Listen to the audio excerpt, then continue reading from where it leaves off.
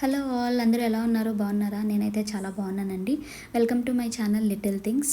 మీరు ఎప్పుడైనా బొంబాయి చట్నీ విన్నారా? అదేనండి, శనగపిండి చట్నీ. ఇది ఆంధ్రాలో అయితే చాలా స్పెషల్. ప్రతి ఒక్క ఇంట్లో ఇది మ్యాండేటరీగా వారానికి ఒక్కసారైనా తయారు చేసే చట్నీ. ఎందుకంటే చాలా సింపుల్గా ఈజీగా తయారు చేసేసుకోవచ్చు. ఇడ్లీలోకి, దోశలోకి, చపాతీలోకి అండ్ ఏ టిఫిన్లోకైనా ఈజీగా తయారు చేసేసుకోవచ్చు. ఇది ఎలా చేయాలో మీకు ఈరోజు నేను తయారు చేసి చూపిస్తాను.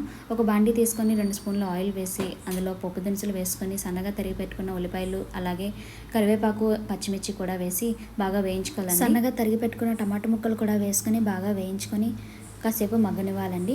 ఇప్పుడు ఒక స్పూన్ పసుపు, ఒక స్పూన్ ఉప్పు వేసి బాగా కలిపి పెట్టుకొని ఒక 5 నిమిషాల పాటు మెత్తగా అయ్యేంత వరకు ఉడకబెట్టుకోవాలండి. టమాటాలు మెత్తగా అయిన తర్వాత కొంచెం వాటర్ యాడ్ చేసుకోవాలండి. ఎందుకంటే డైరెక్ట్గా యాడ్ చేసేస్తే శనగపిండి ఉండలు కట్టేస్తుందండి.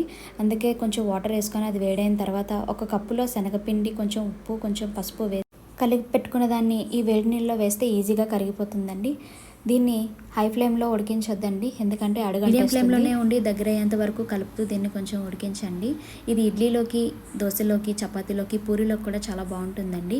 ఇది ఎలా అనిపించిందో మీరు ట్రై చేసి కింద కమెంట్ సెక్షన్లో కమెంట్ చేయండి. And please do subscribe to our channel. See you in the next video.